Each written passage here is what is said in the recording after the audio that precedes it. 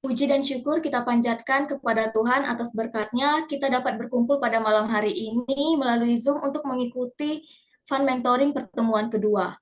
Sebelumnya yang saya hormati Dr. Abednego Oktara Sbayang sebagai pemateri pada malam hari ini, yang saya hormati Ketua BEM Abang Daniel Pardede atau yang mewakili, dan yang saya cintai dan kasihi kakak abang, teman-teman, dan adik-adik yang sudah meluangkan waktunya untuk dapat hadir pada malam hari ini.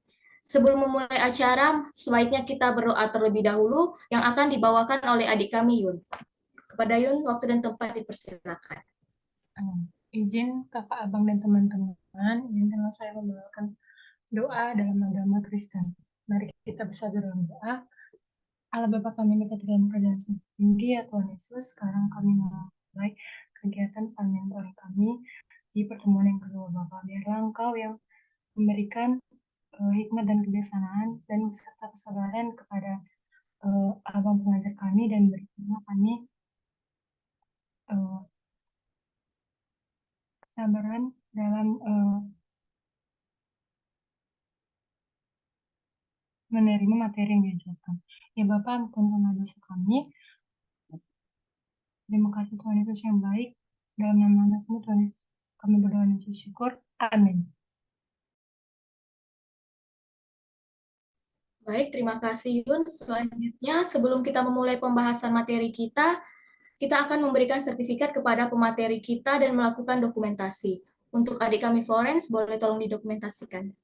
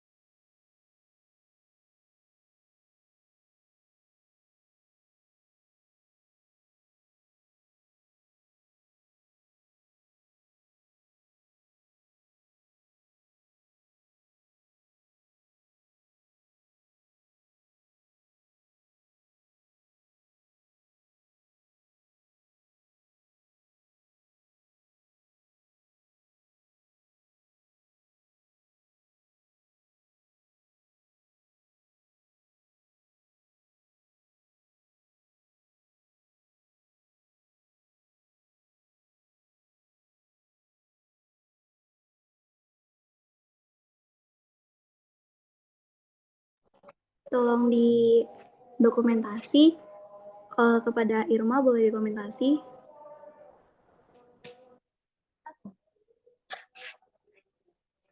Baik, dengan ketiga saya izin ambil dokumentasi 1, 2, 3.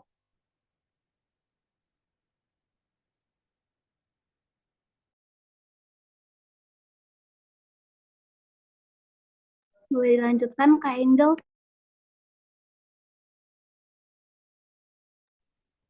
Baik, selanjutnya saya persilakan kepada narasumber yaitu Dr. Abednego Sbayang untuk memaparkan materi kita pada malam hari ini. Untuk Dr. Abednego, waktu dan tempat saya persilakan. Oke, selamat malam ya teman-teman ya. Kita mulai, boleh di-share screen. Ini kita lanjutan kemarin ya.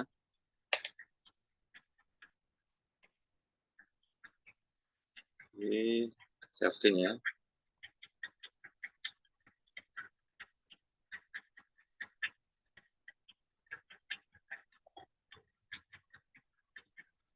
Ya, kita mulai ya. Jadi setelah kita kemarin mengenal ya, mengenal dikit lah ya, tentang apa namanya, tentang EKG ya, EKG series ya, apa itu ya, minimal kalian tahu normal-normalnya dulu.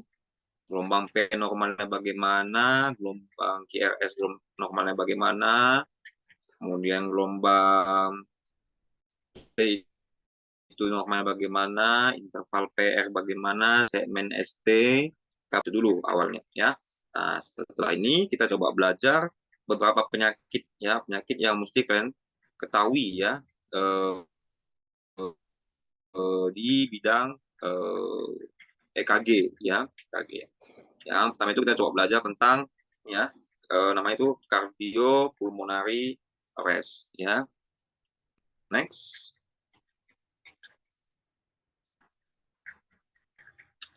Nah, jadi ini kemarin juga kita udah bahas ya. Kita udah bahas.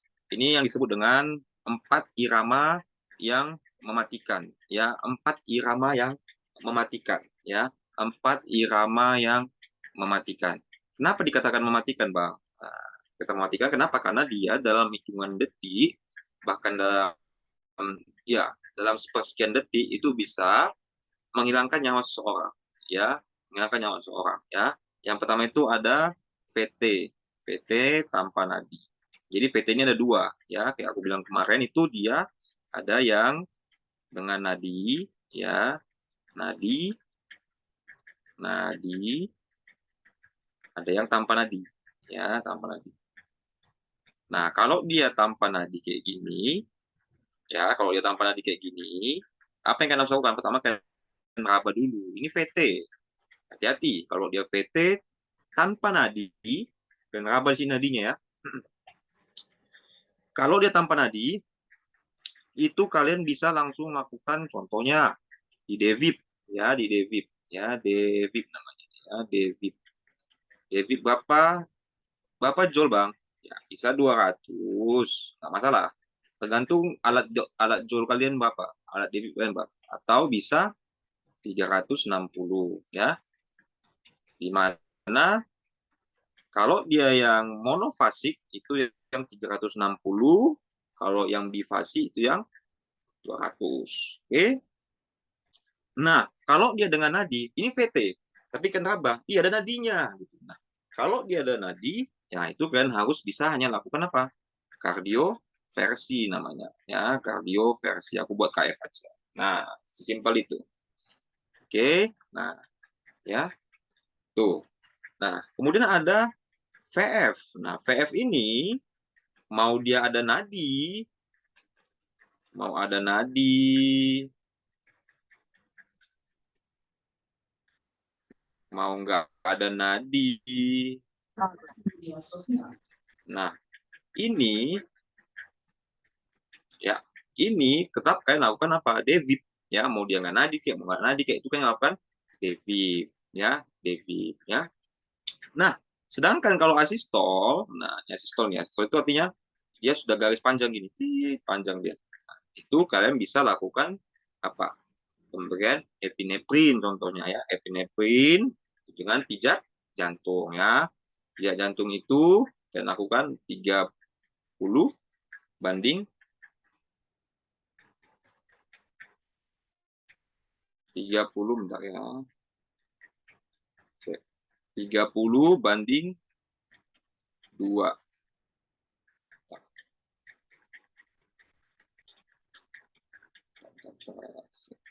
Oke, 30 banding 2 ya. Sedangkan kalau dia yang pulse elektrikal ya, pulse elektrikal ya. Oke, pulse elektrikal. Ini pulse elektrikal. Ada yang tahu apa yang kalian lakukan? Ada yang tahu apa yang kalian lakukan? Apabila terjadi PEA? Ayo, ada yang mencoba. Coba pakai logikanya. Dia nggak ada nadi nih. Ya, apakah kalian DVIP? Kalau kalian DVIP ada nadi, sama kalian kayak film-film Indosiar itu. Ya, enggak. Ya, kalau dia tanpa nadi, ya, tanpa nadi, terus ada PEA, tidak boleh kalian DVIP. Tapi kenapa lakukan apa? Kalian lakukan RJP. Ya, artinya apa tujuan RJP? Untuk mengembalikan nadi dia. Ya, kembalikan dulu nadi dia. Ya, kembalikan nadi dia. Ya, setelah kembali nadinya, kalian cek iramanya apa. bisa dia nanti iramanya beda-beda. Ada yang langsung dia sinus normal, ada yang bisa dia jadi VT, ada yang bisa pokoknya bebas lah dia kemana-mana. Ya, gitu. Ini dasarnya dulu. Ya, jadi kalian harus tahu VT tanpa nadi itu di devip. Ya, di devip bisa 200 joule atau 360 joule. Kalau dia dengan nadi, kalian kardioversi. Kalau dia ventricular fibrilasi, wajib hukumnya di devip. Kalau dia asistol, kalian berikan epinefrin dengan pijatan jantung. Nanti rutenya kalian nanti akan belajar kok. Ya, dia pijat jantung dulu, pijat ya 8 siklus, baru nanti kalian kasih epinefrin, ya epinefrin. Oke. Oke, lanjut. Dibersihkan ya. Ini dia yang shockable ya, tadi shockable ya. Mana dibersihkan dulu deh. Ini yang lain. Oke. Shockable ya, shockable artinya di shock. Nah, shock itu di debip ya. Oh, di sini.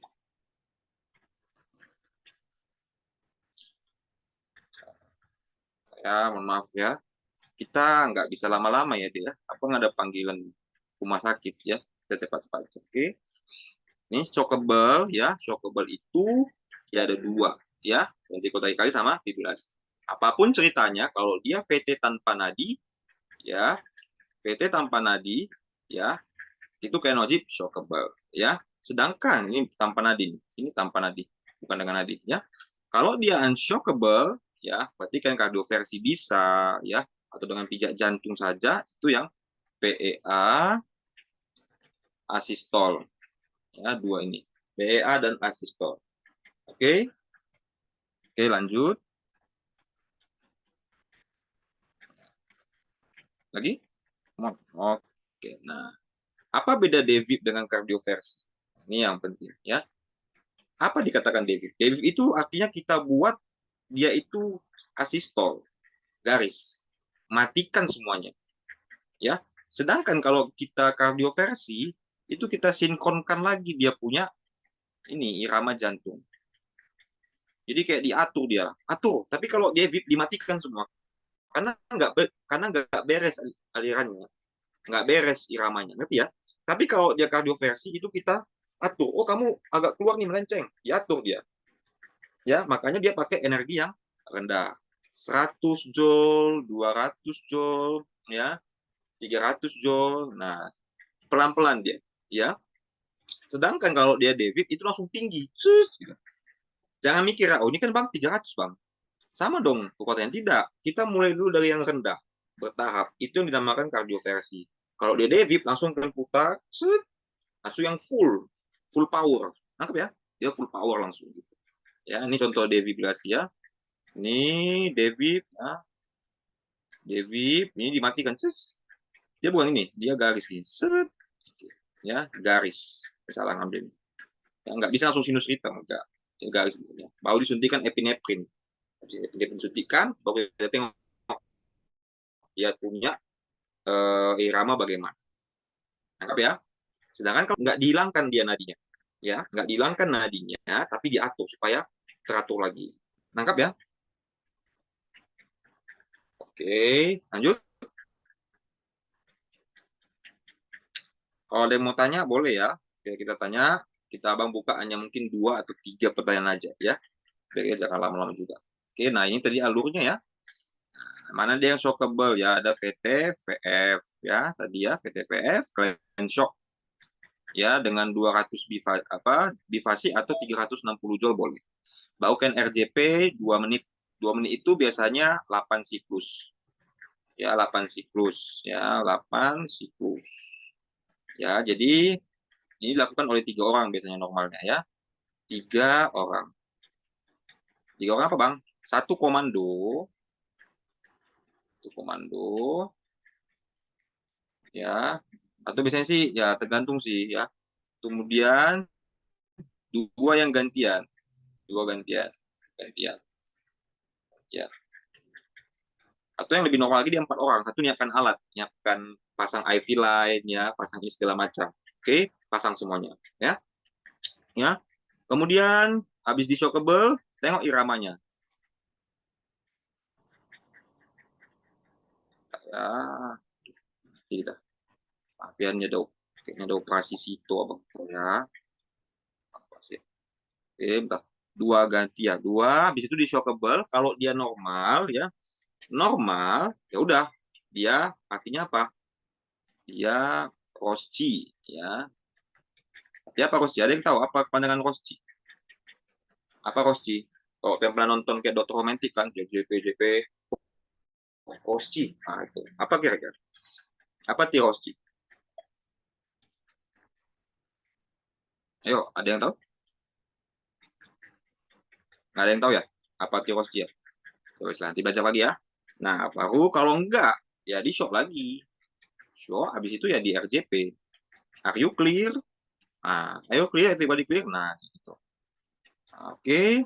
Kemudian di shock. Normal, ya udah. Normal, Rosci.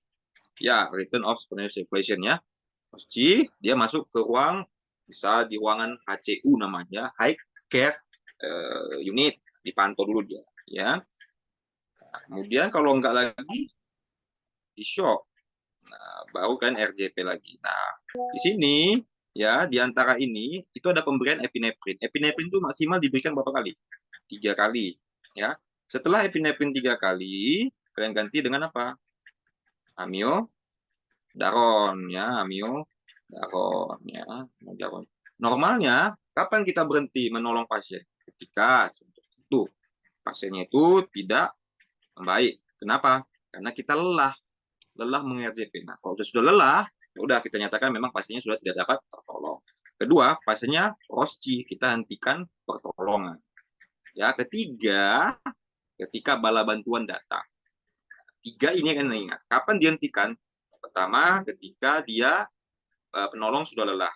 Kedua, dia Rosci atau normal kembali. 3, jadi bala bantuan yang lebih apa itu datang. Nangkap ya? Nah, coba kita compare dengan yang PA sama asistol. Nggak boleh di shock. Ya, tidak boleh ada kata-kata shock. Ya, tidak boleh di shock. Ya. Nah, tapi apa yang dilakukan? Ya, pasang IV line sambil di RJP. Ini maksudnya sambil di RJP, ada yang pasang IV line ya.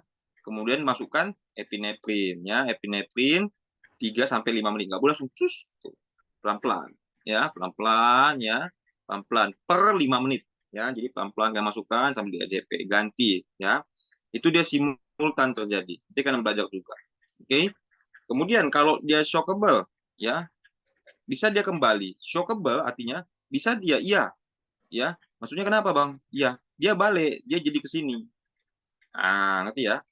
Nah, dia tidak PA lagi atau asistol. Nah, ini ya udah kalau shockable ya udah kalian David. Tapi kalau normal dia ya udah kalau normal lagi ya kalian itu berarti Rosci. Kalau udah Rosci ya kayak masukkanlah ruangan observasi namanya. Ngerti ya? Nah, terus nggak normal bang, kembali lagi dia masih PA aja dia bang, atau asistol, RJP lagi, RJP terus sampai kan buat 3 kali epi, nanti di bawahnya amiodaron, ya. Kalau sudah nggak membaik kayak tadi itu, kapan 3 kali itu, ya 3 yang pentingan tuh ya udah pasien dinyatakan meninggal gitu. Itu simpelnya, ya simpelnya seperti itu. Oke, lanjut. Ini dia penyebab kenapa sih bisa cardiac arrest.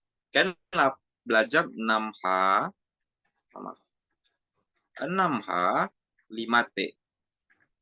Yang pertama adanya dehidrasi berat, hati-hati. Kenapa? Karena terjadinya hiponatremi. Terjadi hiponatremi, hipokalemi akan mengganggu, kayak aku bilang pertama kemarin. Betul ya? Akan mengganggu irama jantung. Kalian harus ingat, prinsip dasarnya itu adalah potensial aksi. Ya, potensial aksi. Nangkap ya? Itu hipokalemia. Hipoksemia sama aja. Hiperkalemia, kan aku bilang kan, hipokalemia atau dia terlalu asam, asidosis, baru terlalu dingin. Ya, terlalu dingin. Kemudian 5T, apa itu? Pneumotoraks, tamponade, adanya trombus, adanya emboli, sama keracunan. Nah, gitu. Jadi ada 6H, 5T, ya, hipovolemia, hipoksemia, hiperkalemia, hipokalemia, asidosis, hipotermia. Ada tension pneumotorak, tamponade, trombosis, trombosis emboli, dan juga toksik. 6H 5T ini harus kalian ingat. Kenapa? Kalian harus tahu, dalam penanganan itu jangan kalian udah Rosci nih, hati-hati, kalau udah Rosci dia bisa balik lagi. Kalau nggak kalian tahu underlying disease-nya. Anggap ya, kalau kalian nggak tahu underlying disease-nya apa, kalian nggak bisa. Ya, kalian nggak bisa menyembuhkan si pasien. Kalau kalian tahu dia hipovolemia, ya udah kalian kasih terapi cairan. Ya, kalau kalian tahu dia hipoksemia, ya udah kalian kasih O2 adekuat. Kalau kalian tahu dia hiperkalemia, kalian suntikan insulin plus dextrose 50. Ya. Nah, kalau dia ada tension, ya udah kalian lakukan apa? Needle thoracosintesis atau needle decompression di ICS 23. Kalian tusuk supaya udaranya keluar. Normalnya kan dada ini, pleura ini apa? Tekanannya negatif, nggak boleh positif. Kalau dia ada udara masuk, dia positif. Apa yang terjadi kalau dia masuk udara? Darah udara itu akan masuk, dia akan menekan paru sehingga parunya akan kolaps ya. Ujung-ujungnya dia akan menekan apa? Jantung, ada aorta di situ ya, ada vena. Apa ujung-ujungnya? Terjadi namanya apa? LCOS. Apa itu LCOS, Bang? Ini mau baru ya. LCOS itu adalah low cardiac ya. Low ini kalau sambung ya, low cardiac output syndrome. Jadi cardiac output. Jadi cardiac output itu apa? Cardiac keluaran dari pompa jantung itu. Selama itu menurun. Apa yang kalau terjadi menurun? Ya, pasti adanya gangguan hiperfusi difusi ke seluruh tubuh dan jantungnya tadi kan ditekan tuh. Nah, jadi ada gangguan irama jadinya. Nah, gangguan irama bisa VT tiba-tiba dia atau dia bisa VF. Nah, itu yang menyebabkan. Nangkap ya. Kemudian ada trombus. Nah, ya, kemudian ada emboli ya sama toksik. Nah, emboli ini ingat, kalau kalian temukan nanti pasien tiba-tiba dia hamil, tiba-tiba habis pos melahirkan, tiba-tiba sesak napas, atau dia pos kecelakaan, tiba-tiba sesak napas, atau dia pos operasi panggul tulang belakang, tiba-tiba sesak napas, nah kalian harus curiga adanya emboli. Even itu emboli lemak atau emboli udara. Ya, emboli lemak atau udara. Ingat itu, ya. Pasien tiba-tiba sesak, kalian tengok dia pos melahirkan, hati itu bisa emboli. Ya, selain kalau dia kalian bilang, oh kan bisa eklamsi bang, sesak napas. Eklamsi itu dia waktu masih dalam kandungan. Kalau dari terminasi, dia nggak akan eklamsi lagi. Nangkap ya? Oke, lanjut ya. Mudah kok belajar EKG itu mudah. Yang penting kan harus nalarnya tinggi. Ya, lanjut. Oke, lanjut lagi. Nah ini pasca Rosci ya. Tadi kan Rosci ya, dia return ya spontaneous circulation ya. Apa kalian pertahankan RW, potensi RW. Bagaimana cara mempertahankan RW, Bang? Kalian posisikan dia pakai oksigen ya, pakai oksigen ya. Kemudian kalau kalian punya kapnografi dan lakukan, kalian bisa searching apa itu kapnografi ya. Itu lebih spesifik lagi, mengukur tekanan parunya ya. Kemudian ada pemasangan IV line, pertahankan tekanan darah. Ingat prinsip dasarnya itu adalah A, B, C, D. Nah, tetap ini balik, walaupun ini bukan trauma, ya, tapi dia pasca henti jantung atau serangan jantung, ya. Kemudian kalian tengok faktor pemberat, apa penyebabnya di situ kalian buatnya, carinya. Nangkap ya? Pasang EKG series 12 lead, ya. Pertimbangkan kalau dia sebenarnya ada STEMI, ini kita pertimbangkan PCI atau VP0T atau bahkan bisa saja langsung di CABG, ya. Ya, CABG. Lanjut.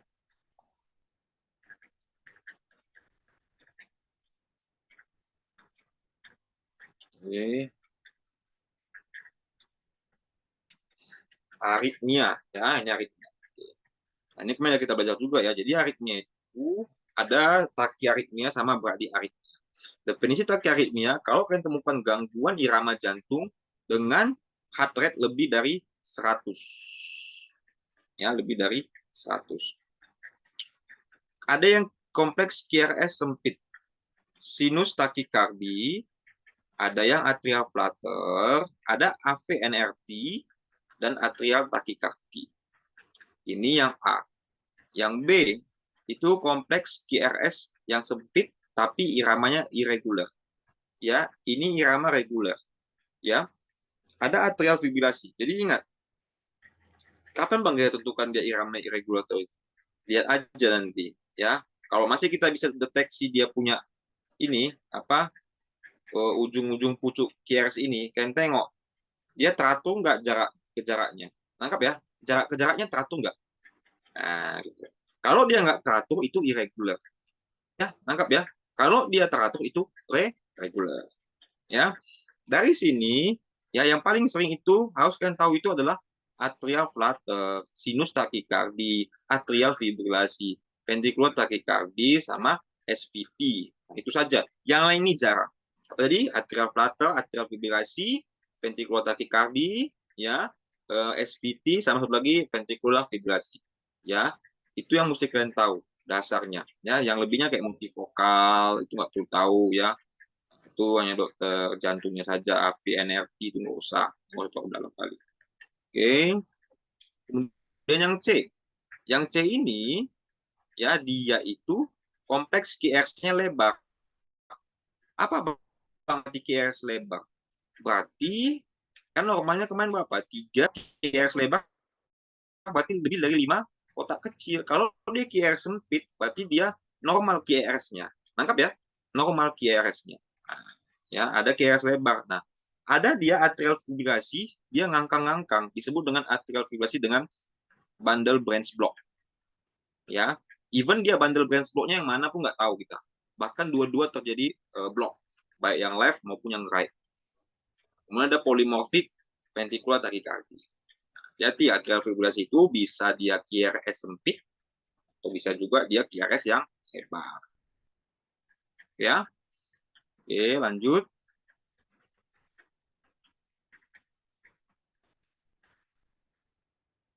Nah ini dia tanda-tanda tidak stabil itu ingat ya. Yang pertama itu paling sering kalian bisa lihat itu adalah hipotensi. Itu nggak stabil pasiennya.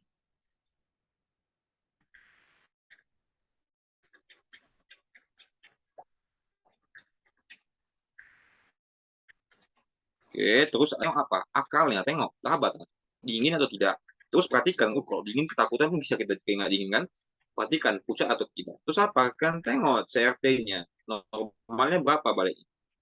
2 detik. Kan di bawah detik kan tengok. Balik dia. Kalau nggak balik, itu berarti namanya adalah shock. Terus apa? Tengok urin output-nya. Urin output-nya. Normalnya berapa urin output? 0,5 1 cc jam. Itu harus kalian tengok. Ya. Kemudian ada pencast, penurunan kesadaran. Kalau dia akan tengok ngeracau-ngeracau, ditanya A, dijawab B, nah itu termasuk penurunan kesadaran. Kemudian ada nyeri dada, kemudian ada sesak nafas. Oke, lanjut.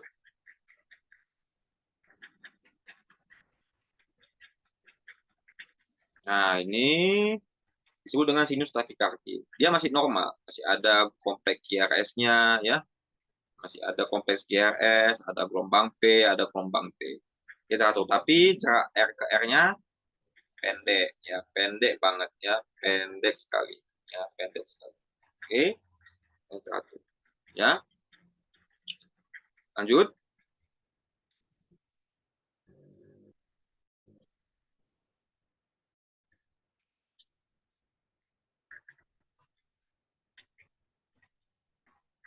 SVT itu ingat ya, mudah sekali kok mengidentifikasinya SVT ya. Kalau kalian tengok ini ada satu gelombang kayak gini, maaf, gelombang kayak gini, ini kan dia sendiri-sendiri, nggak ada gelombang P-nya. Ini SVT. Jangan kalian anggap ini gelombang P-nya ini gelombang P-nya, enggak. Jangan hitung dari depannya, tengok dari belakangnya ini, ya, tengok dari belakangnya. Nah, ini kan sendiri-sendiri dia. Nah, itu dengan SVT, ya, gelombang P-nya nggak jelas yang mana, ya. Kenapa dibilang nggak jelas? Karena dia overlap dengan gelombang T. Nah, gitu aja. Ya, kan ini bang. Nanti kamu bingung, wih mana? Tengok, perhatikan dulu, jangan tengok dari depan. Tengok dari depan boleh. Tengok dari depan. Oh ini kayaknya cuma satu gelombang P atau T. Ini nggak jelas mana gelombang P, mana gelombang T. Ini SVT. Kemudian apa hasilnya? Dia frekuensinya cepat, di atas 100. Ya, ini tata laksananya kita lakukan manuver vagal. Nah, manuver vagal. Manuver vagal itu bukan raba karotisnya. Ya, 10 detik. Kenapa? Ini akan memberikan respon ke barama jantung. Ya, tapi ini nggak boleh sembarangan. Ya, kenapa? Kalau dia ada riwayat, contohnya apa riwayat? Ya, contoh dia ada riwayat stroke, ya, TIA, lagi stroke TIA, kemudian ada riwayat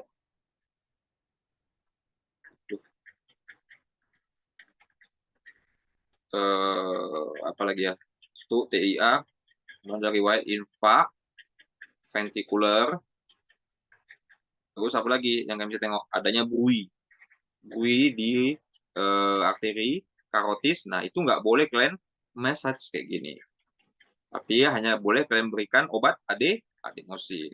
Ya, jadi nggak boleh sembarangan juga. Ya ini kontraindikasinya ada stroke TIA atau TI apa? Transient ischemic T. Ya tiba-tiba dia kayak lumpuh tapi hanya di bawah 24 jam. Ya, tapi habis itu dia balik. Ya, ada infark ventrikuler, kemudian ada bui itu ini nah, itu stetoskop yang dengarkannya. Tapi ya ini mudah kok, ya mudah. Ya oke, lanjut. Ada yang mau tanya sampai sini? Ngerti? Kalau ngerti boleh bilang ngerti bang, gitu. Kalau nggak ngerti ya jadi belajar lagi. Ya, ini atrial flutter. Ini atrialnya itu mudah ya. Atrial flutter itu ada khasnya. Apa itu bang khasnya? Ini gigi gergaji. Ya, gigi gergaji. Atau nama lainnya ini apa? Gigi hiu atau show tooth. Nah, ya, show tooth. Appearance. Ya, tanda seperti gigi hiu ya, appearance. Show tooth appearance ya, show tooth appearance. Nah, ya. Itu biasanya dia iramanya teratur atrial flutter ya, tapi bisa saja dia juga nggak teratur seperti itu ya. Kemudian interval pH-nya tidak dapat dihitung. Kenapa? Karena kamu nggak bisa melihat mana P awal, mana R akhir, ya nggak bisa gitu. Oke? Nah ini kalau dia keadaan stabil, tadi kita tahu kan bedakan stabil sama tidak stabil ya. Nah, stabil kita kasih beta blocker atau CCB. Ya kalau nggak ini apa? Kalau nggak stabil kita apakan? Kita lakukan kardioversi. Ya kardioversi. Oke, lanjut.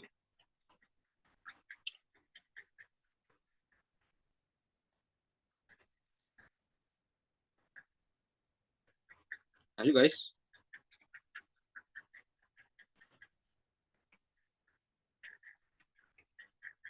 Mana nih? Kok belum lanjut? Dong, come on. Nah, ini dia penanganannya ya. Jadi, kalau dia nggak stabil, kan lakukan kardioversi ya, kardioversi. Ya. Kalau dia stabil, ya, kalian berikan untuk mengatur rate control. Rate controlnya kalian atur ya, rate controlnya kalian atur dengan pemberian beta blocker, verapamil dan sebagainya. Kemudian treatment, penggunaan seperti atrial pacing. Ya, kemudian anti aritmia seperti amiodarone kalian berikan. Atau kalian bisa pemilihan dengan yang paling advance adalah kateter ablasi. Jadi kita matikan dia punya titik-titik SA node prematur namanya. Jadi ada titik pemicu seperti SA node tapi dia prematur, itu yang dimatikan dengan kateter ablasi. Ya, lanjut.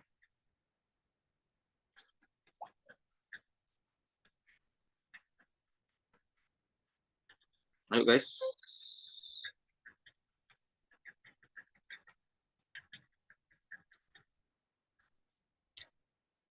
ini atrial fibrillasi ya. Ini atrial fibrillasi ini sangat ini ya. Bedakan sama atrial flutter ini sering ini nggak tajam dia.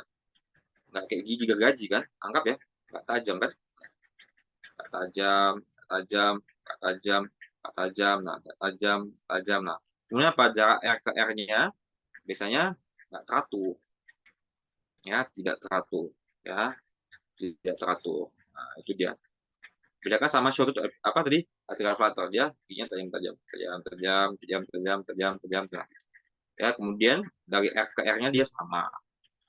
Yang lebih mematikan mana, Bang? Atrial fibrillasi. Kenapa? Atrial fibrillasi ini bisa menyebabkan trombus.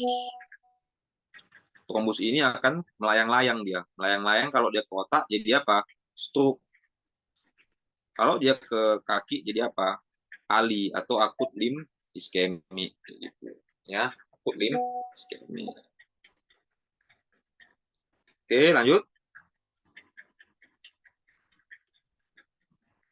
Nah, ini ventrikular kali tadi ada yang monomorfik sama polimorfik ya. Ini kemarin udah juga ya. Kalau dia ukurannya nggak sama kayak gini ya, sama ya, ada yang kecil, ada yang gede. Ini pasti polimorfik. Jadi kalau dia yang sama kayak gini ya, ini monomorfik gitu. Ya, monomorfik. Oke, lanjut.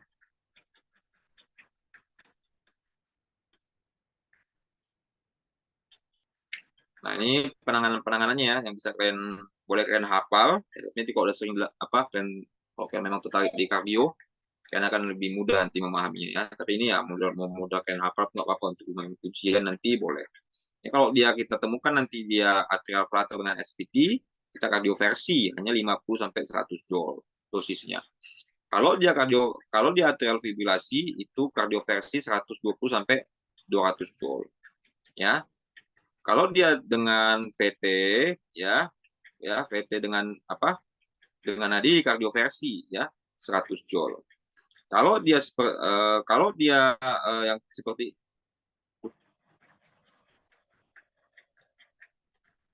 kalau dia dengan seperti ini VT tanpa nadi atau dengan VT polimorfik itu wajib di devip.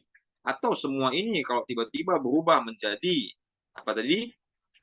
VF atau torsa de Poing atau juga VT monomorfik dengan ini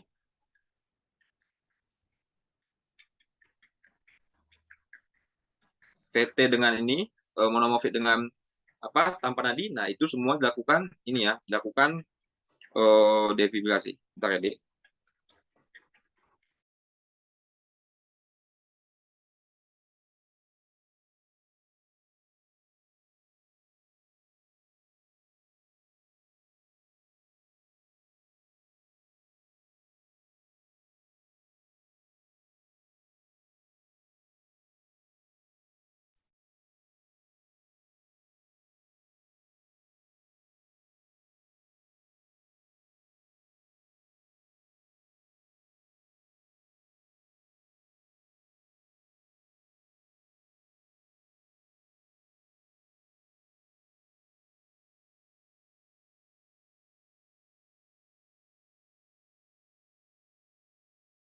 Oke.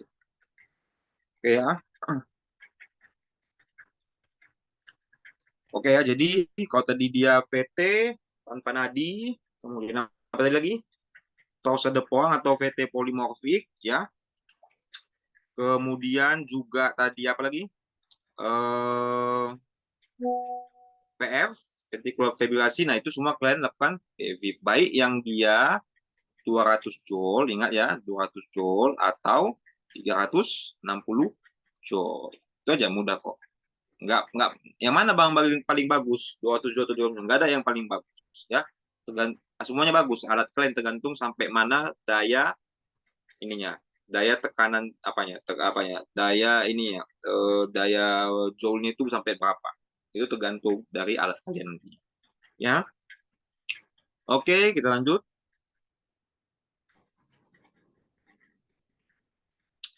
Nah, ini yang bradikardia. Nah, ini ada yang disebut dengan gangguan konduksi di SA node. Nah, ini tiba-tiba dia hilang. Tiba-tiba SA node-nya nggak berfungsi. Nah, tapi yang lainnya normal. Ini kan normal. normal, tapi tiba-tiba hilang. Ini hanya biasanya itu terjadi pada orang apa? Orang yang mungkin gangguan electrolyte imbalance, ya. Nah, itu biasanya terjadi. Nah, kemudian apalagi bradikardi ini juga sering terjadi pada orang yang berolahraga. Ya, berolahraga, biasanya orang yang suka main bola itu dia akan sering bradikardi. Kenapa? Karena dia punya pembuluh darah itu kolateralnya itu ini kolateralnya itu banyak, ya. Banyak sekali kolateral itu. Oke. Lanjut. Ya.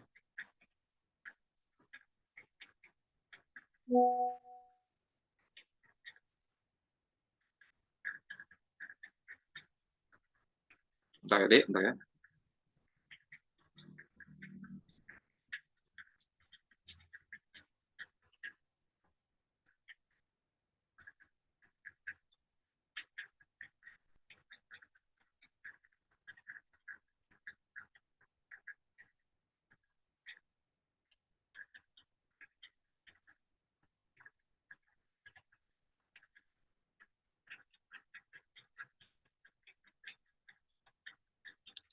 Oke, kita lanjut ya.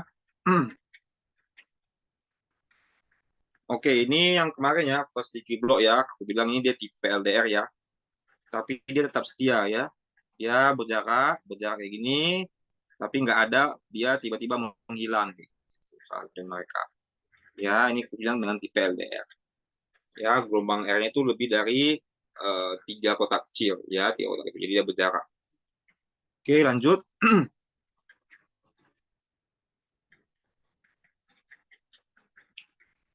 Oke, ini adalah yang Mobit 1. Nah, Mobit 1 ini dia sudah berjarak ya. Sudah berjarak ya, sudah berjarak.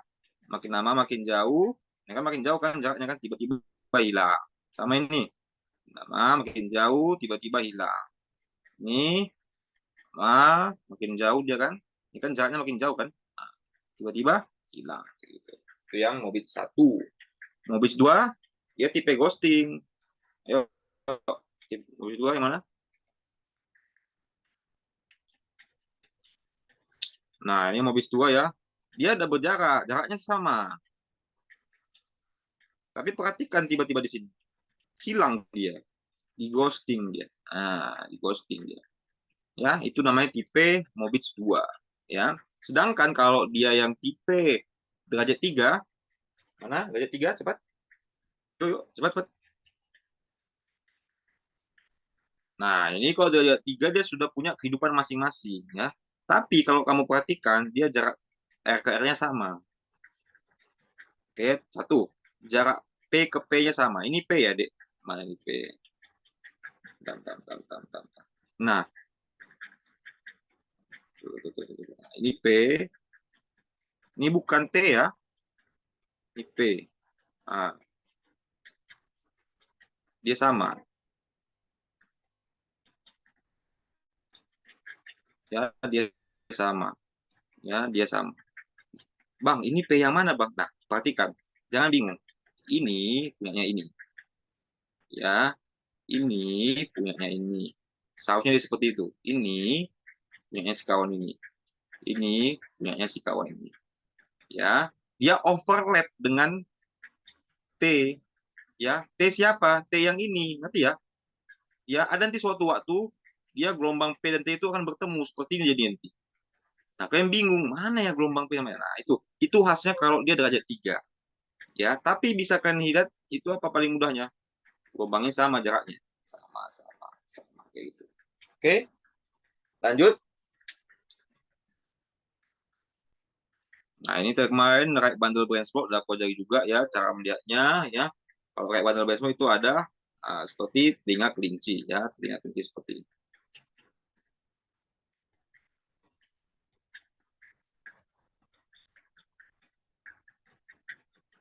Ya, telinga kelinci seperti ini. Oke, lanjut lagi deh. Ini agak cepat sedikit ya. Apa-apa ya. Bang ada nih, dadakan nih. Oke, lanjut. Nah, ini left bundle branch plot ya. Left bundle branch plot itu kalian tengok itu dari lead 1 V5 V6-nya ya. gambarnya itu akan seperti ini kok. Dari dulu seperti ini. Ini yang paling sering gambarnya. P1 kayak gini dia. Gede-gede kan langsung ingat, oh ini LBBB nih. Atau kayak gini. Aku pernah dapat gambar itu seperti yang ini sama ini. Di V1, V2, V3, V5 nah kayak gini. Even dia cuma satu kayak gini bentuknya, nggak masalah. Itu akan langsung kelihatan itu LBBB. Atau dia seperti ini. Kayak bentuk kursi. Kayak aku bilang kemarin, kayak kursi kan. Ini pasti si LBBB. Kayak gitu. Oke, lanjut. Nah, ini. Ini alur terasalanya ya. Alur terasalana dari si bradikardi ya.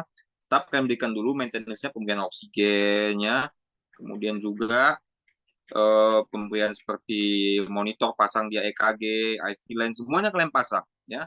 Kemudian kalian tengok disebabkan oleh apa bradikardinya ya, disebabkan oleh apa? Apakah ada gangguan jantung, apakah ada tanda-tanda shock, apakah ada gangguan mental, nah apakah ada hipotensi.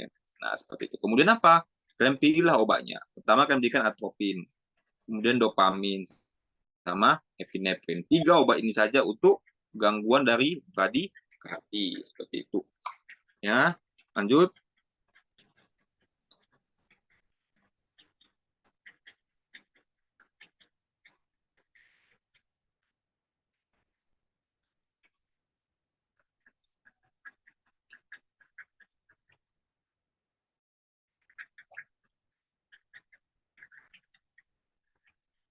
KRD.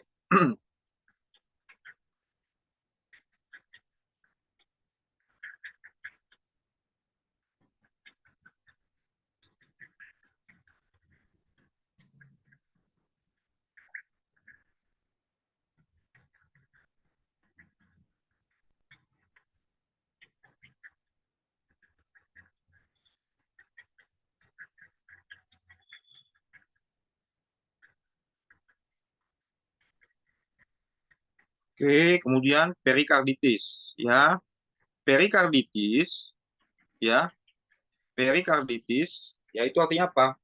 Peradangan ya, peradangan ya, peradangan pada lapisan terluar jantung ya, lapisan terluar jantung ya.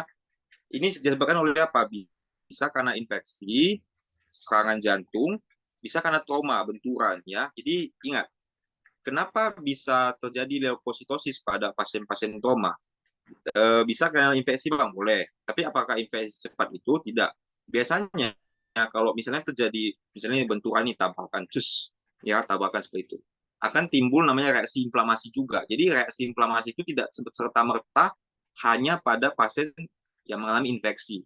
Itu kan harus ingat. Tapi pada pasien yang trauma pun, yang tabrakan atau apapun itu dia bisa mengalami proses inflamasi. Ya, jadi jangan bingung kok bisa ya dia bosan tabrakan kok bisa jadi perikarditis. Itu karena ada proses inflamasi ya. Kemudian khasnya itu sangat mudah ya ditengok ya. Kalau nanti kalian tengok-tengok ada nama tengok di soal ataupun nanti kalian klinis ada namanya pericardial friction rub. Jadi kalau kalian nengok, kalian periksa dia punya suara jantung, ada seperti namanya gesekan pleura. Seperti suara gesekan apa? Gesekan apa namanya? Gesekan kertas. Nah, seperti itu dia. Nah, itu khas pada perikarditis seperti itu, ya. Kemudian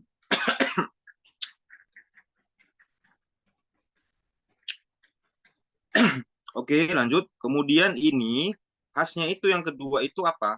EKG-nya, ya. EKG-nya di semua itu ya akan mengalami ST elevasi. Coba lanjut slide selanjutnya. Ada gambaran ST elevasi di semua lid. Nah, ini dia. Ya, jadi ada kalian tengok nanti ya. Nah, kok nggak hilang apanya? Ya. Ada ST elevasi di semua lid. ST elevasi di semua lid. Nah, ini dia disebut dengan perikarditis. Jadi kan harus ingat, khasnya perikarditis ada tadi pleural friction rub. Ya, pleural friction rub. Ya, kemudian ada ST elevasi. ya, ada ST elevasi di semua lid. Nah, di semua lid seperti ini. Ya, di semua lid. Nah, itu khasnya perikarditis seperti itu. Oke, perikarditis itu khasnya. Ya. Oke, lanjut.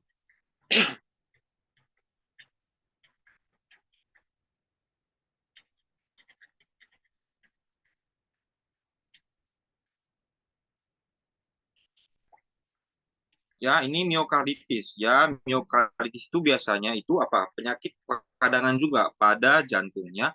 Itu biasanya disebabkan oleh apa? Infeksi. Jadi kalau kalian tengok miokarditis ini sering pada apa? Pada pasien-pasien yang bagaimana?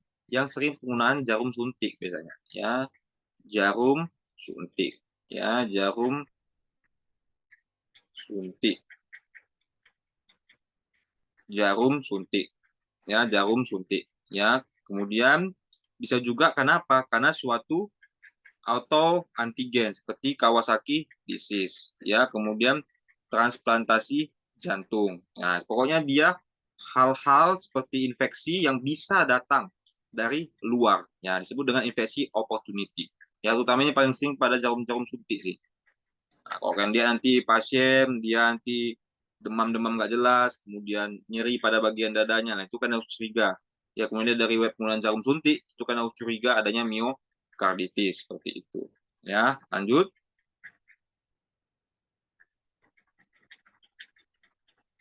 Nah, ini endokarditis.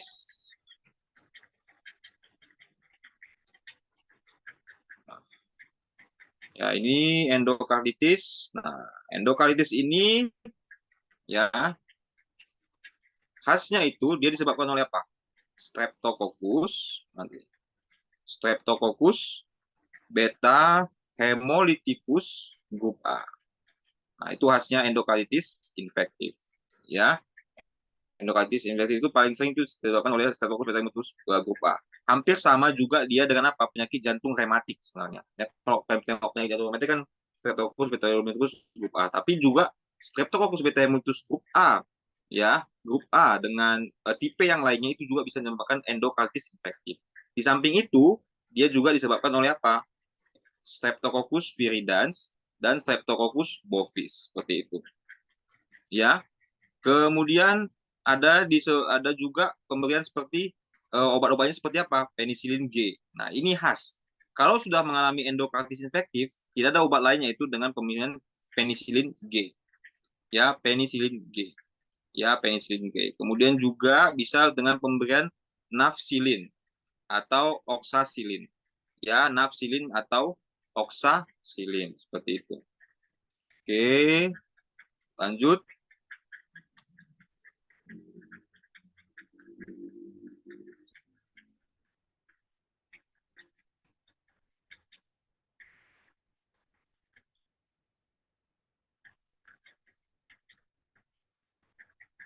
Oke, bentar ya. Masih banyak nggak saya? Oke, ini dia hasilnya ya. Endokarditis infektif itu ada demam, ada rout, ya, rout spot, ada Osler node, ada murmur, ada Genewa lesion, ada anemia, ada nail bed hemorrhage, ya, kemudian ada emboli, ya. Oke, lanjut. Ini kan hafal ya. Kalau yang dia endokarditis infektif ini ada disebut dengan FOMGEN. Nah, ini singkatannya. Ada demam, ada rout spot di retinanya, kemudian ada Osler node seperti ini, ya, kemudian ada murmur di jantungnya, ya, kemudian ada Genewa lesion, itu hanya bisa dilihat dari ini ya, dari ini ya, pemeriksaan ekokardiografi, kemudian ada anemia, kemudian ada perdarahan. Sini, perdarahan di nail bed hemorrhage dan emboli, ya.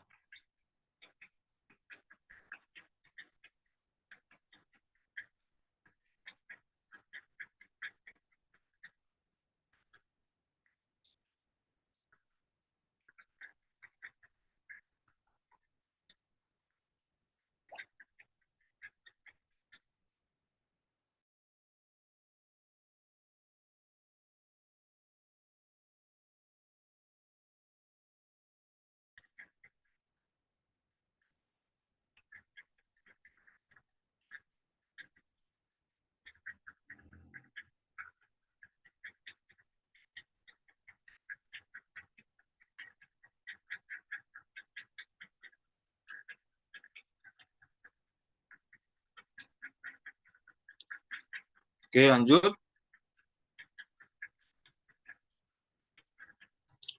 Nah, ini bisa endokardis itu sebenarnya dia itu ada dua sisi yang bisa disangnya. Jantung sebagian sisi kanan atau kiri. Tetapi biasanya kalau datang ke kiri itu udah dua-dua sih.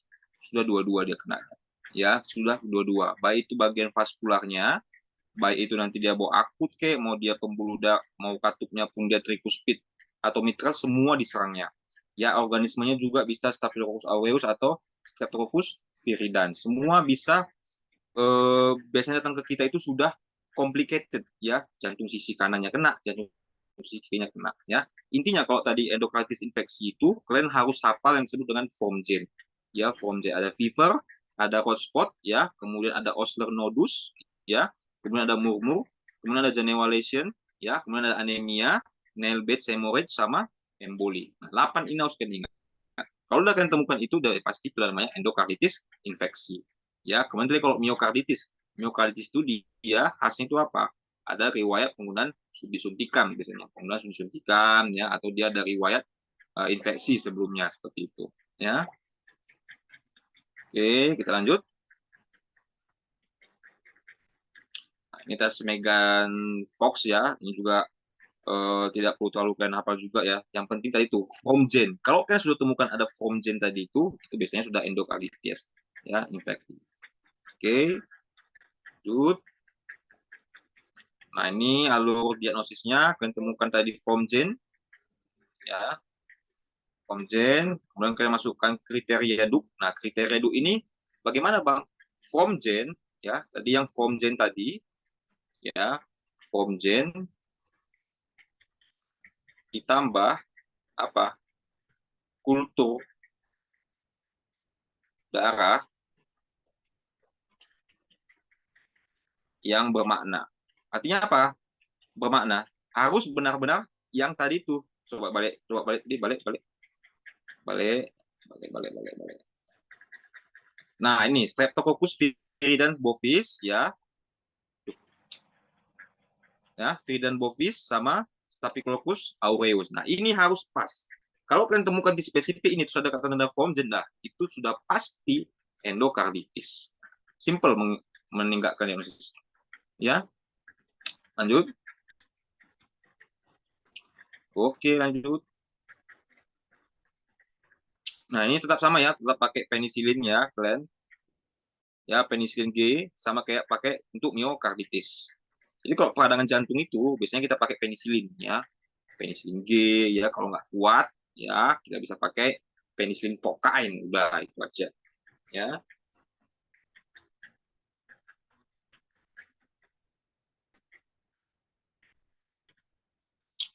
Nah, ini tadi perikarditis sudah ya, perikarditis tadi sudah, lanjut. Nah, ini tadi ya ada elevasi segmen ST di semua lid ya.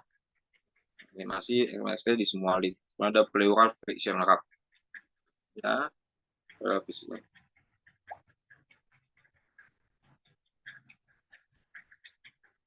Bentar ya, Dek, bentar. Oke.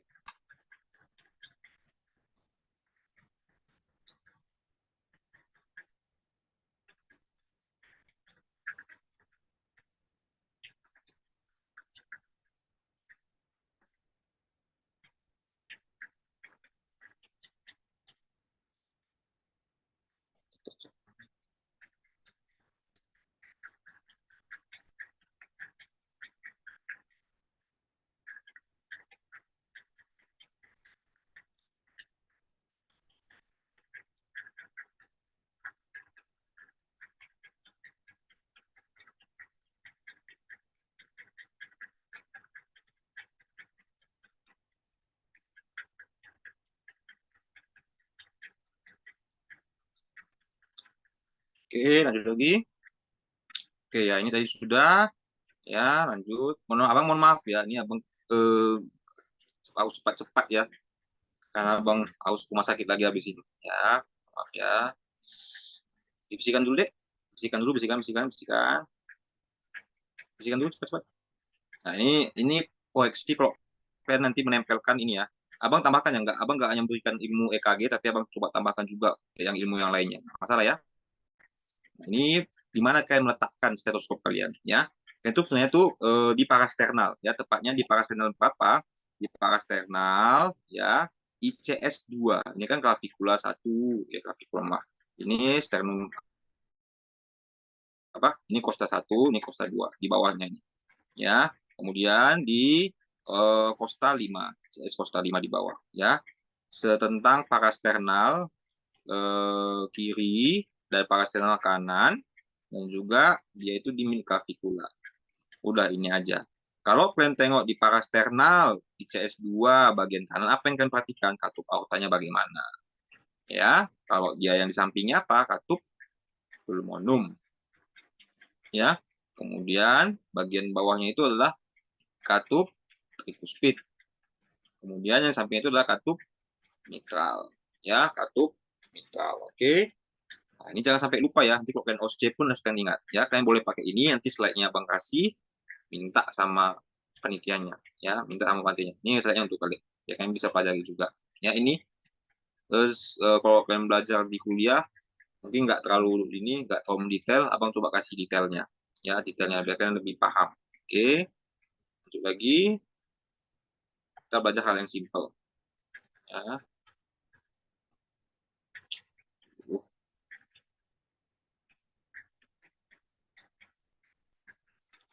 Nah, ini ada, kalau kalian misalnya tengok, mungkin Dr. Joseph pernah ngajar ya, tentang misas sama MSET. Nah, jadi kalau kalian berbicara tentang murmur, ya murmur itu harus kalian bedakan. Ini murmurnya dari mana? Murmur dari sistolik kah atau diastolik? Ya, itu dulu. Ya, kemudian dia katup mana yang bermasalah? Mitral, tricuspid, aorta, atau pulmonum. Kalau kalian berbicara tentang katupnya yang mana bermasalah, kalian harus kelompokkan. Ya, mitral itu kawannya tricuspid. Sedangkan kalau pulmonum itu kawannya si aorta. Nah, jadi kalau kalian bingung, ya contoh nih, nanti di soal nih, ada murmur atau bising atau desah lah, sama saja itu ya. Murmur, diastolik, ya, diastolik di ICS 2 parasternal kanan. Ayo, ini soal ya. Sebutkan coba ya, katup yang bermasalah itu yang mana? Coba pilihkan dulu. Katup yang bermasalah itu apa? Murmur diastolik. Murmur diastolik di ICS 2 parasternal bagian kanan. Ayo. Kalian temukan murmur diastolik di ICS 2 bagian kanan. Apa dia? Apa dia katupnya? Dan masalahnya apa? Regurgitasi kah atau insufisiensi? Ada yang tahu?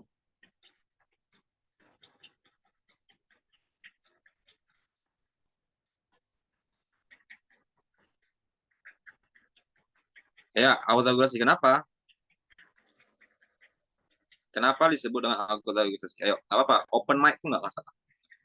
Apa, kita kan sambil baca. Come on, ayo.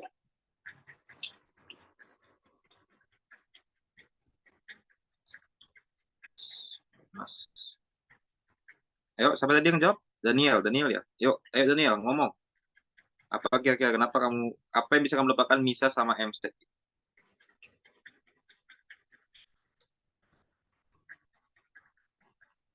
Izin Bang, kalau yang diastolik saya tadi pakai yang MSI. Ya. Terus kenapa kamu milih tadi aorta regurgitasi?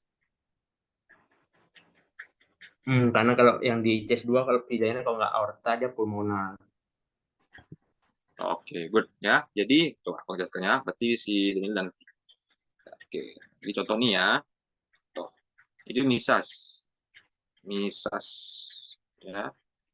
Kita hapus aja dulu sebenarnya. Misas. Ini misas ya, misas. Artinya apa? Mitral insufisiensi, ya, mitral insufisiensi, aorta stenosis, ya. Insufisiensi itu nama lainnya apa? Regurgitasi ya, jangan bingung ya. Beda Bang, regurgitasi sama enggak sama ya, regurgitasi sama insufisiensi itu sama, ya. Gravitas itu. Nanti kalau kalian tengok kayak tadi contoh soal kan, nah kalian tahu ini ICS 2 parasternal dekstra. Nah, ICS 2 parasternal berarti ada situ adalah si aorta. Ya, aorta berarti bisa dua, kalau nggak aorta stenosis atau aorta apa? Insufisiensi. Cuman tadi dia desahnya apa? Ya, desahnya itu desah diastolik. Nah, kalau desah diastolik, berarti kan cuma mikir apa? Itu adalah aorta regurgitasi atau nama lainnya itu adalah aorta insufisiensi seperti itu. Dari Jawa Tengah.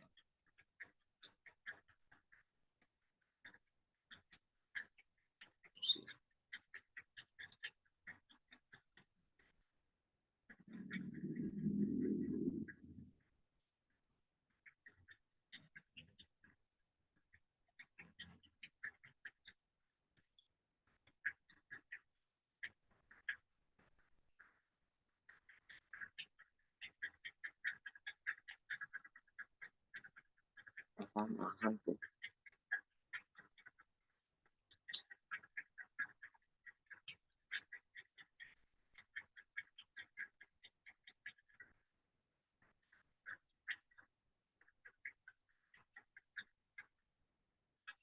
Oke.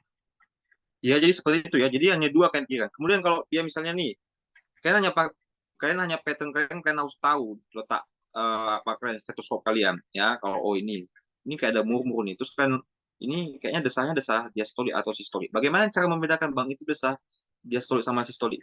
Ketika kalian nempelkan stetoskop kalian raba apa radialisnya. Kalau ketika dia kalian raba kan ada kan detaknya kan dep di radius kalian kan. Nah, ketika dia naik ke atas itu, kan coba selaraskan. Yang naik ke atas itu ketika dep, nah, yang pas depnya itu adalah si sistolik. Kalian selaraskan dengan tempelan di apa di jantung kalian. Ini desah sistolik atau diastolik. Ngerti nggak maksudnya? Nangkep nggak? Sambil kalian tempel stetoskop kalian raba arterinya. Kalian harus tahu bedakan ini desah diastolik atau sistolik. Ya, ketika dia ada naik kan kalau kalian raba dia punya radialis itu, kalian raba kan lonjotannya kan cut. Nah, pas lonjotannya itu adalah sistolik. Kalau kalian pas lonjotan itu terdengar juga seperti suara desah nah itu berarti apa? Itu disebut dengan desah sistolik seperti itu. Nangkap ya? Nah, tapi kalau kalian tengok pas jesnya itu berlawanan dengan arah dari lonjotannya itu disebut dengan desah diastolik. Sampai sini paham? Cara bagaimana kalian menentukan itu desah diastolik atau sistolik? Itu cara mudahnya. Coba kalian raba. Atau kalian sekarang kalian coba ambil stetoskop kalian. Kalian raba jantung kalian sendiri sambil kalian pegang arteri kalian, arteri radialis. Pasti akan sama loop-nya sini, loop sama sininya lonjotannya ini. Pasti sama iramanya. Itu. Ya, itu cara membedakan bagaimana mana yang desah diastolik sama desah sistolik. Nangkap ya? Ada yang kurang ngerti?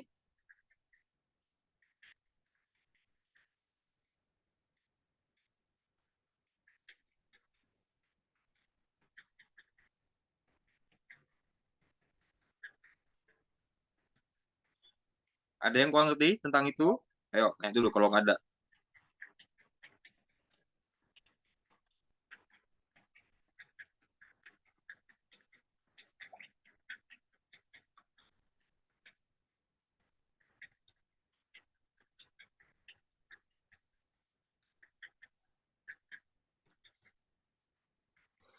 Oke ya, udah ngerti ya. Jadi itu cara membedakannya.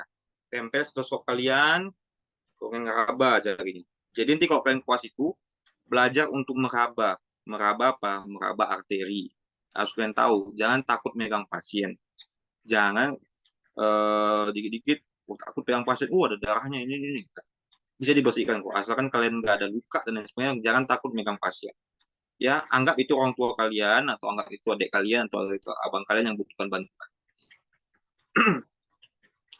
Kenapa? Karena kita itu belajar dari mereka, ya. Kita itu belajar dari pasien, ya. Ilmu kita dapat dari mereka. Berarti kan kita apa? Kita harus menghormati mereka. Kalau nggak ada mereka, kita nggak dapat ilmu, ya. Kan raba. Jangan kayak Abang perhatikan kuas-kuas zaman sekarang banyakan banyakan foto-foto nggak jelas gitu ya. Raba pasiennya. Foto-foto boleh, tapi lakukan tugas kalian ya. Raba, perhatikan. Biarkan jadi dokter-dokter yang betul-betul advance nantinya ya. Lanjut.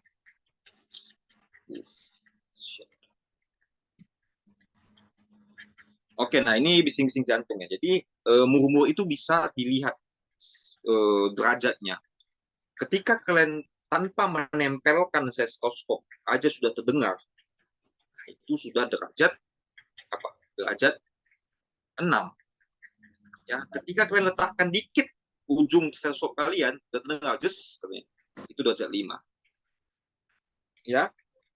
Ketika kalian letakkan setengah dari stetoskop kalian sudah ada desah just ternyata. Nah, itu udah derajat 4. Ya. Derajat 3 ya ketika kalian tempel lebih dalam stetoskop. Ya, itu derajat 3. Ya. Derajat 2 itu dapat didengar desahnya ya dengan adanya noisy.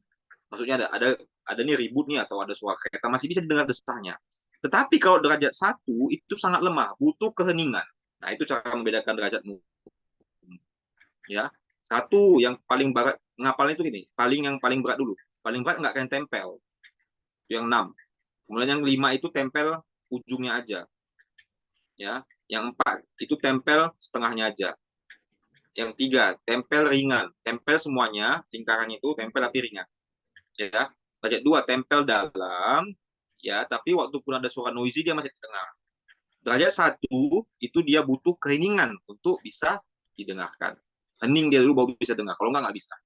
Nangkap ya, itu membedakan menentukan derajat murmur seperti itu. Oke, lanjut.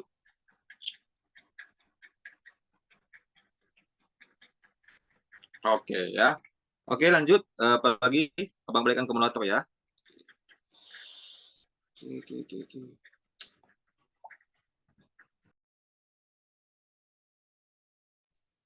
Baik, terima kasih kepada Dr. Abednego Swaya yang telah memberikan pemaparan pada malam hari ini. Semoga pemaparan materinya dapat bermanfaat bagi kita semua. Selanjutnya kita akan melakukan kuis. Untuk kegiatan kuis akan saya serahkan kepada Kak Arini.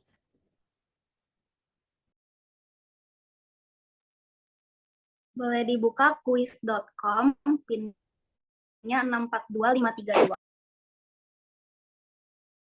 Abang bentar off cam ya. Baik, Bang.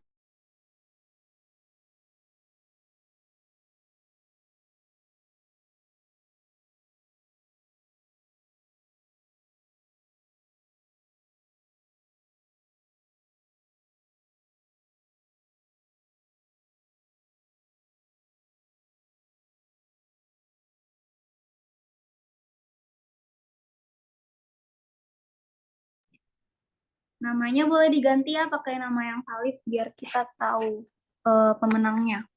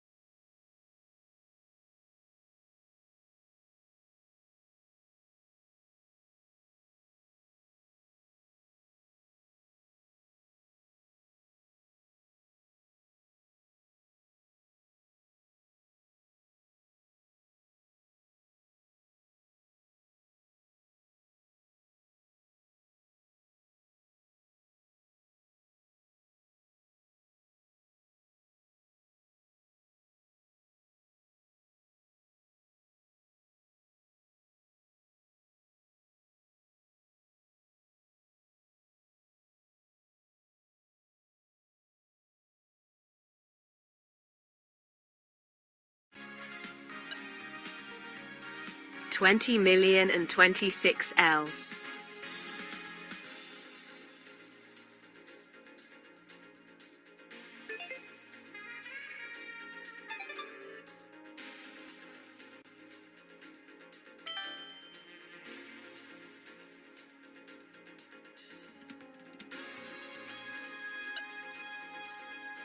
$21,096,000 George Azriel.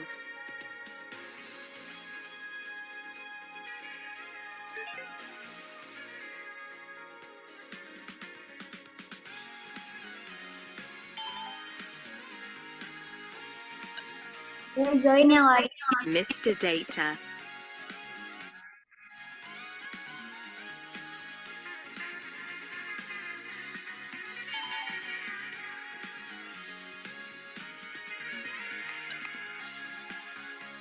Dini Andriani Putri Saita. CYYY. Ayo join yang lainnya. L. San. 17 orang nih. D.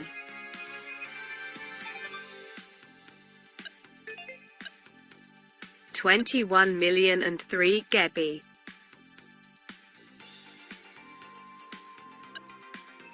Angeline Corey.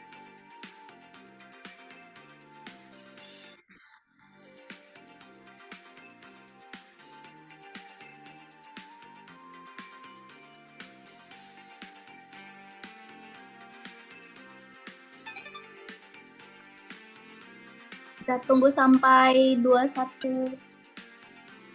Grace Eliana _ 21,094.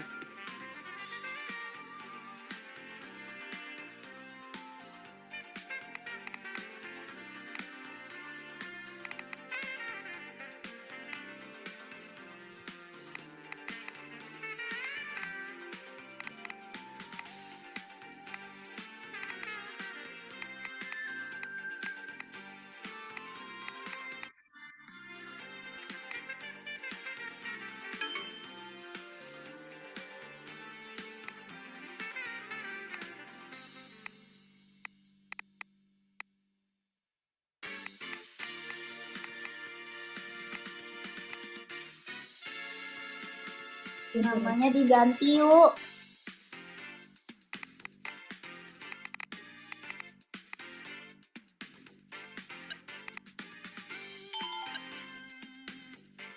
Octara A. Violin T.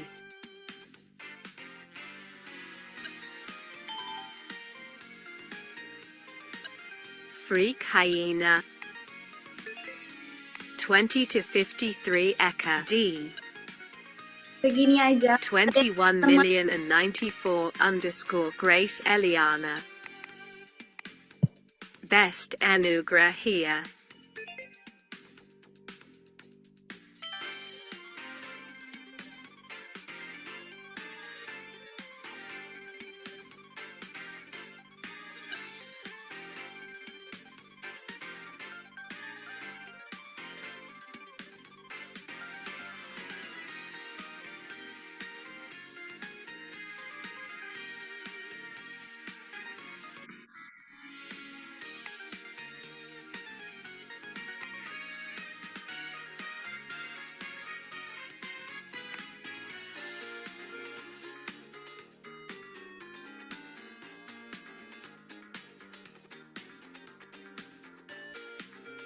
Ada yang kesulitan join?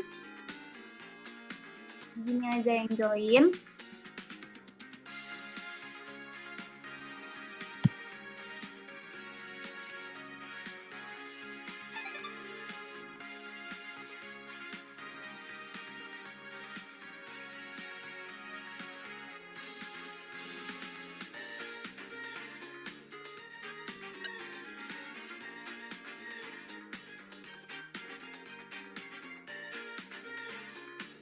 $22,074 Sonata Fati Heifer.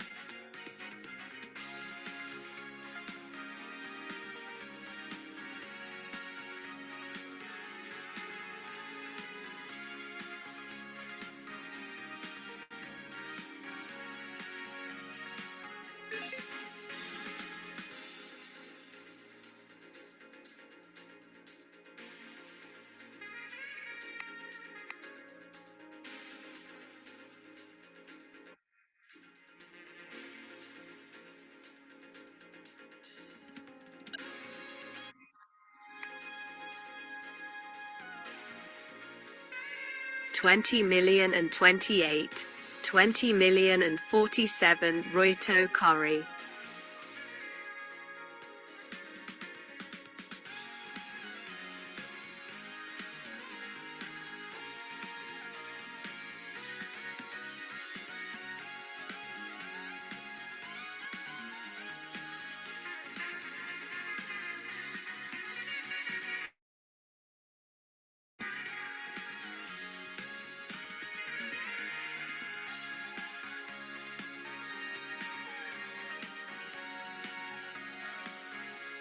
Kuisnya kita mulai ya.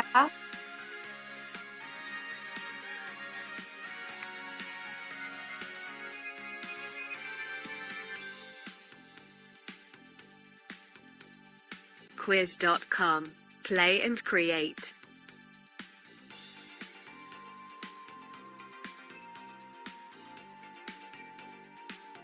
Princip therapy Particus Asini Ardala.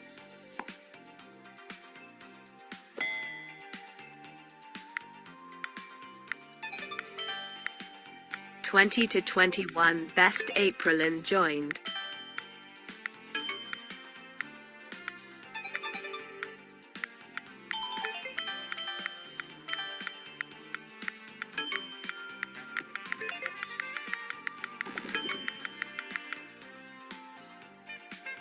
Turunkan tekanan darah hingga berkurang 25% dalam 2 jam.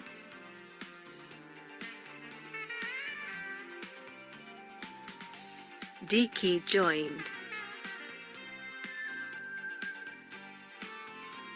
Hasil pemeriksaan fisik yang paling sesuai kondisi pasien adalah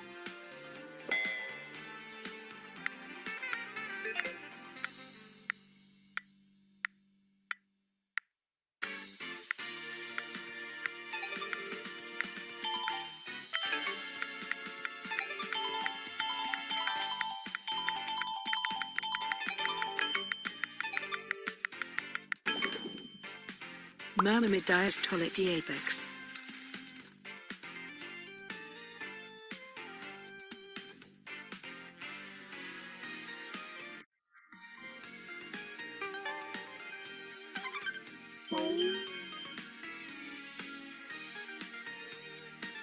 Diagnosis apakah yang sesuai dengan kondisi pasien?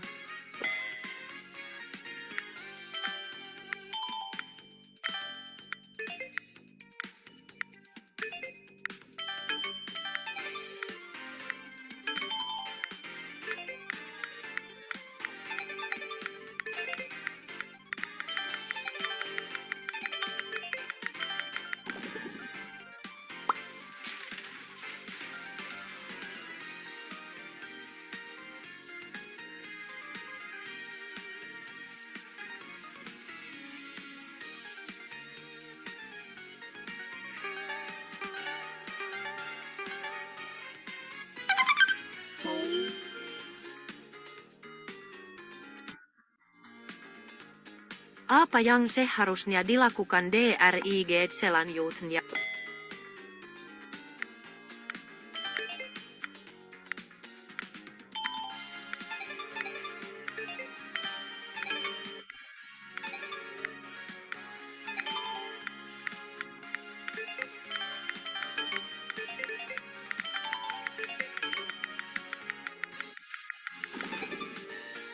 Pasang pacemaker.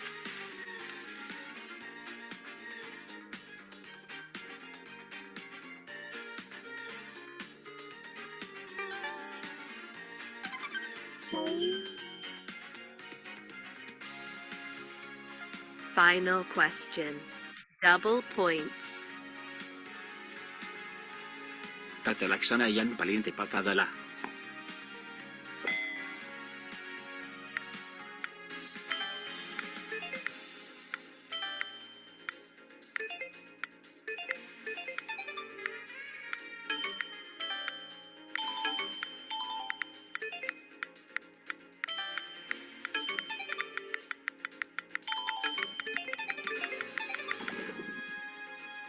Cardioversi 120 Joule.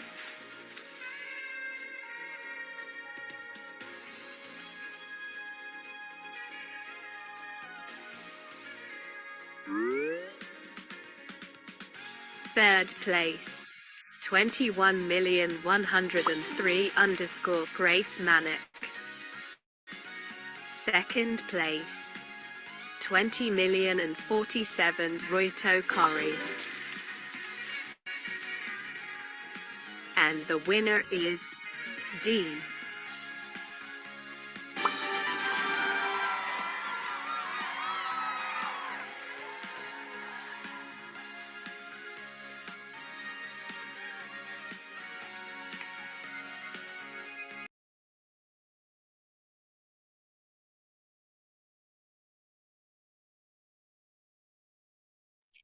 Kita mau dokumentasi pemenang dulu ya. Bagi yang pemenang boleh open cam.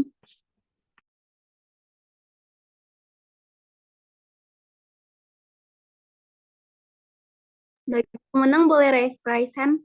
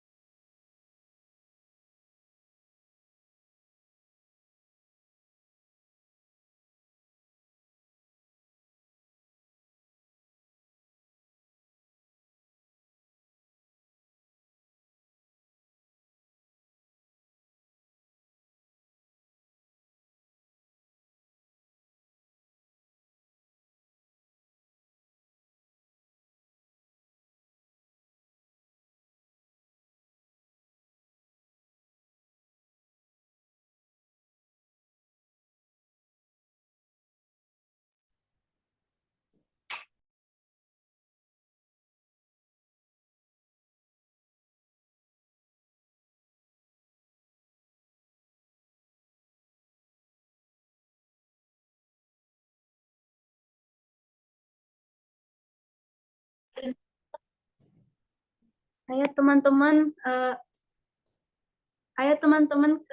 ini yang D siapa? Kalau misalnya nggak ngaku, kita kasih juara satunya ke, juara satunya hilang ya. Ayo ngaku dong, dapat 50.000 loh. Ada bukti main tapi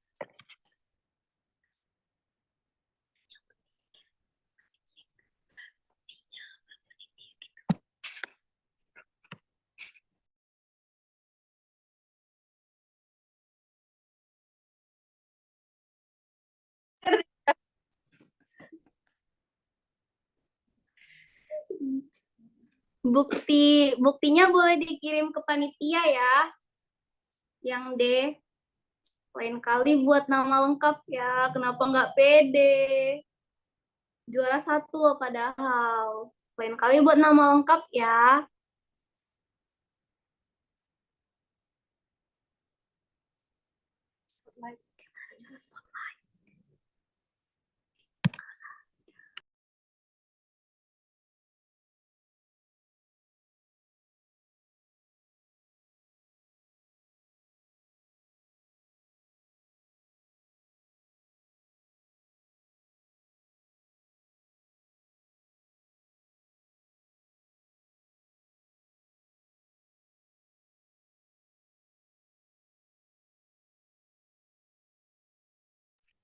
Kita foto pemenang dulu ya. Untuk yang screenshot boleh screenshot.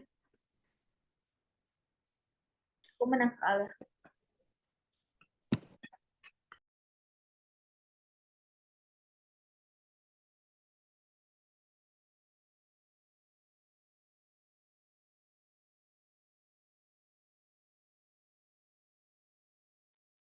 Aku screenshot ya.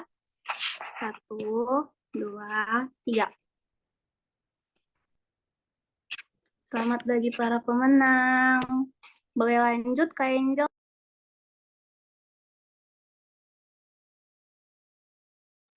Baik, terima kasih Kak Arini. Selanjutnya kita akan melakukan pembahasan dari soal kuis yang telah kita lakukan sebelumnya kepada Dr. Abe. Waktu dan tempat kami persilakan. Oke, yuk.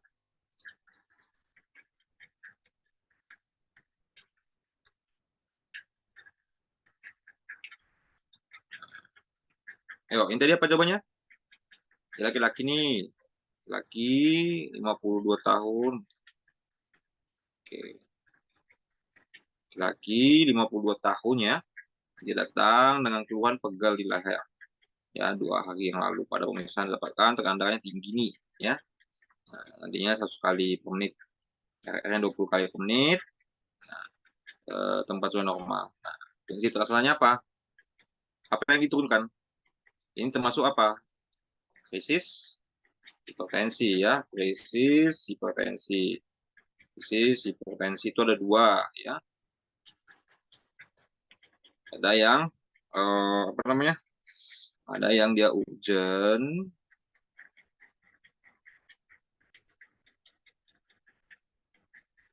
Ada yang dia emergency.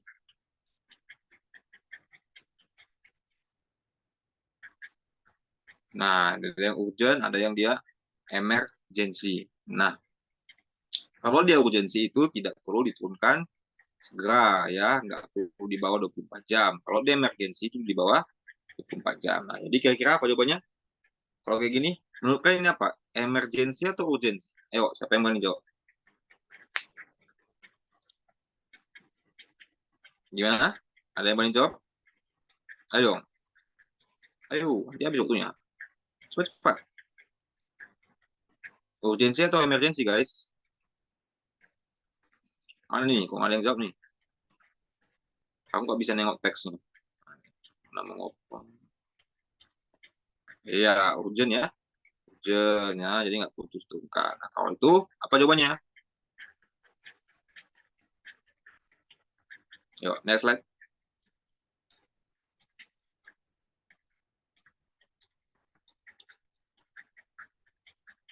Mana jawabannya? Nggak kalian buat? Apa jawabannya? Nggak perlu ya, turunkan tekanan darah itu dia bertahap ya, nggak perlu langsung ya.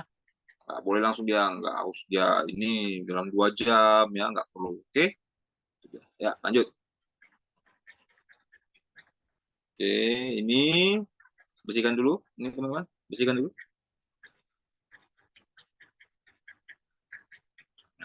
Ya, nih.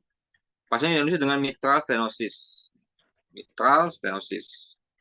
Nah, mitral stenosis ya, hasil pemeriksaan fisik juga wanita 38 tahun dengan keluhan lemas seluruh tubuh sejak 3 bulan terakhir.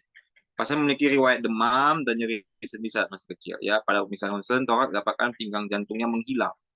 Ya, pinggang jantungnya menghilang. Ya, kenapa? Akibat dia nantinya nekrosis. Ya, pasien diagnosis dia mengalami mitral stenosis. Ya, mitral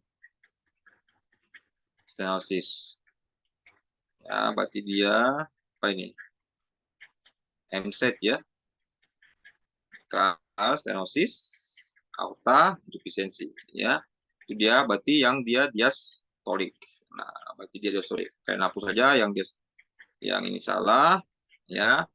Pansistolik juga salah. Nah, di murmur diastolik juga salah. Jawabannya adalah yang A. Murmur mid diastolik di apex. Kalian tengok aja titik kalian itu meletakkan stetoskop kayak bilang tadi ya. Kalian itu meletakkan stetoskop. Oke, lanjut.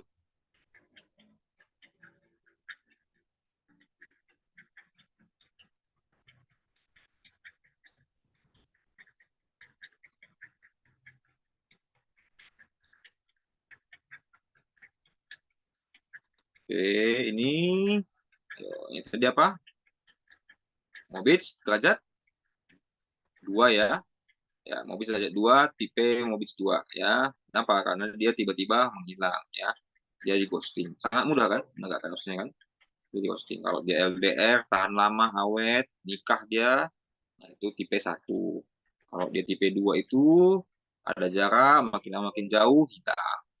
Ya, kalau dia Mobitz 2, itu dia berjarak, tiba-tiba hilang.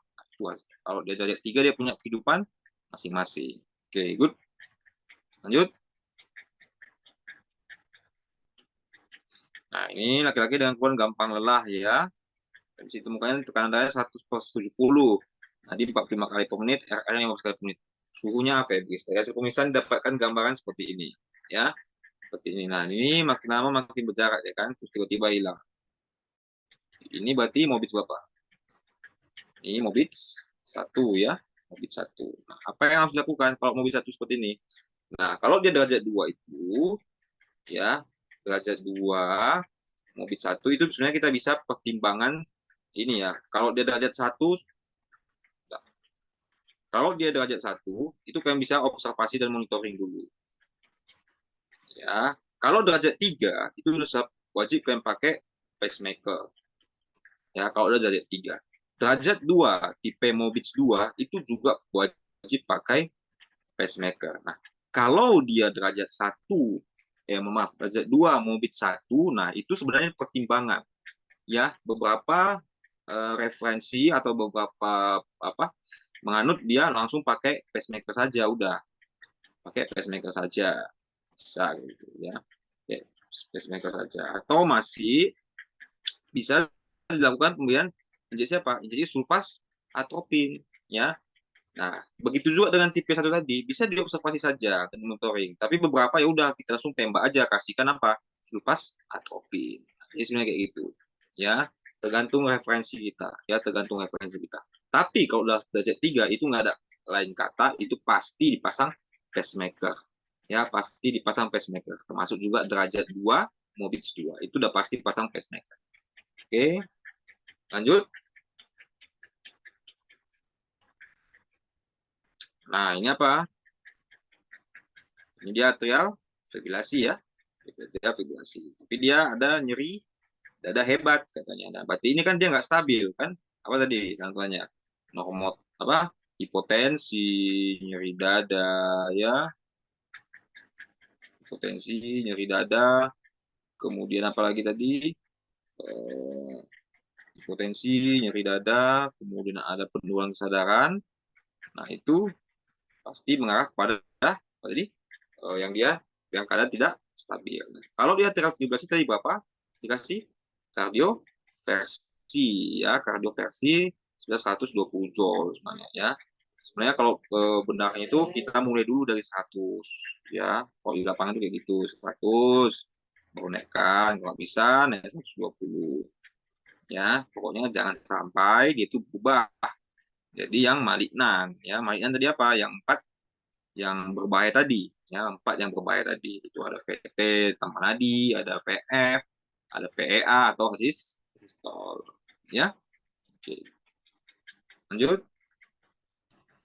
Oke, thank you ya. Jadi sebenarnya kalau penanganan jantung itu semuanya pakai guideline, tapi ada juga terkadang kita pakai pengalaman ya, pengalaman dimulai dulu dong dari 100 tadi kan 100. Tapi kalau dia di bawah buku itu, kalau dia atrial fibrilasi itu biasanya kita pakai langsung 120 joule seperti itu ya. Oke, any question so far? No? Gak ada ya? Oke, kalau itu abang balikkan ke moderator deh.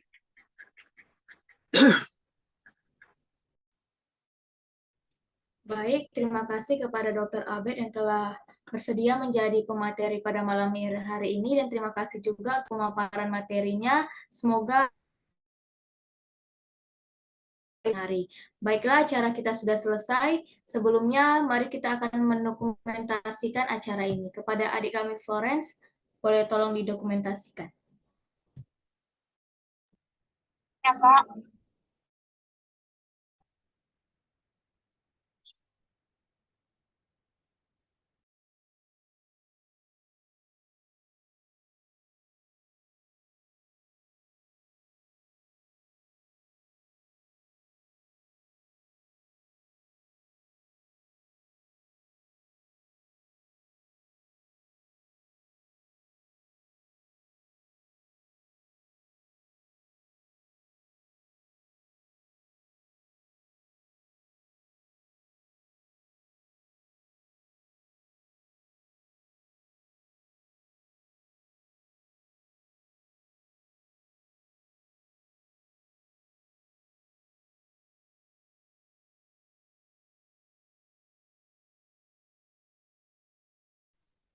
Baik, terima kasih kepada Florence. Sebelum kita mengakhiri kegiatan ini, dengan doa, teman-teman dan adik-adik yang belum mengisi absen dapat mengisi absennya terlebih dahulu, dan dapat juga mengisi formulir evaluasi untuk kegiatan hari ini agar kegiatan kita ke depannya lebih baik.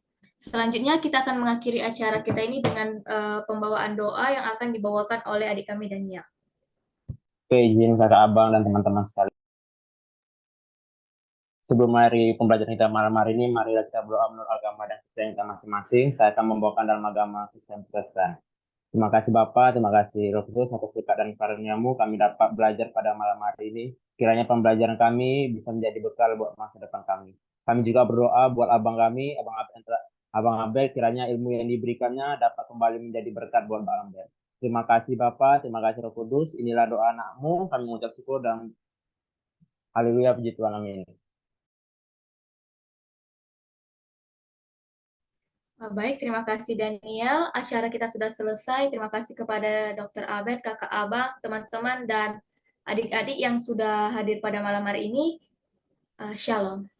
Selamat malam dan shalom. Oke, makasih ya. Terima kasih, Bang. Oke.